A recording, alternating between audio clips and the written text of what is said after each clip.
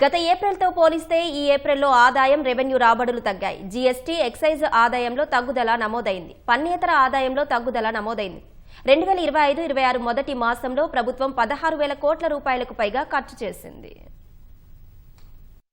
ప్రస్తుత ఆర్థిక సంవత్సరం ఏప్రిల్లో రాష్ట్ర ఖజానాకు పన్ను ఆదాయం, రెవెన్యూ రాబడులు అంతంత మాత్రంగానే ఉన్నాయి. 2024 ఏప్రిల్ నెలతో పోలిస్తే 2025లో పన్నుల ద్వారా వచ్చే ఆదాయంతో పాటు రెవెన్యూ ఆదాయం తగ్గింది. కాంప్ట్రోలర్ అండ్ ఆడిటర్ జనరల్ కాగ్కు రాష్ట్ర ప్రభుత్వం సమర్పించిన వివరాలు ఆ అంశాలను స్పష్టం చేస్తున్నాయి. గత ఏప్రిల్లో పన్నుల ద్వారా 11,464 కోట్ల ఆదాయం వస్తే ఈ ఏప్రిల్లో 10,916 కోట్లు మాత్రమే వచ్చింది. రెవెన్యూ రాబడుల మొత్తం 11,818 కోట్ల నుంచి 11,239 కోట్లకు తగ్గింది. జీఎస్టీ ఆదాయం 4,475 కోట్ల నుంచి 4,054 కోట్లకు, ఎక్సైజ్ పన్నుల ఆదాయం 1,580 కోట్ల నుంచి 1,288 కోట్లకు పడిపోయింది.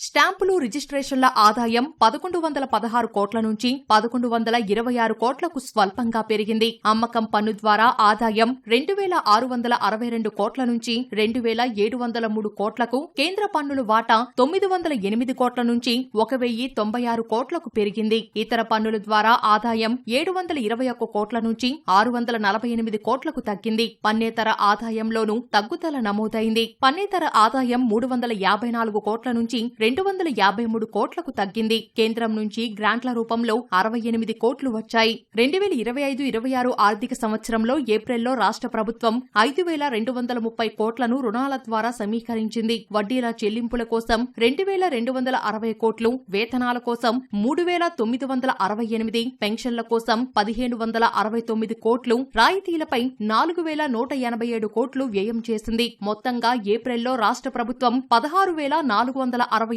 కోట్లు ఖర్చు చేసింది. 4,023 కోట్ల రెవెన్యూ లోటు, 5,230 కోట్ల ఆర్థిక లోటు, 2,970 కోట్ల ప్రాథమిక లోటు ఉన్నట్లు తేల్చారు.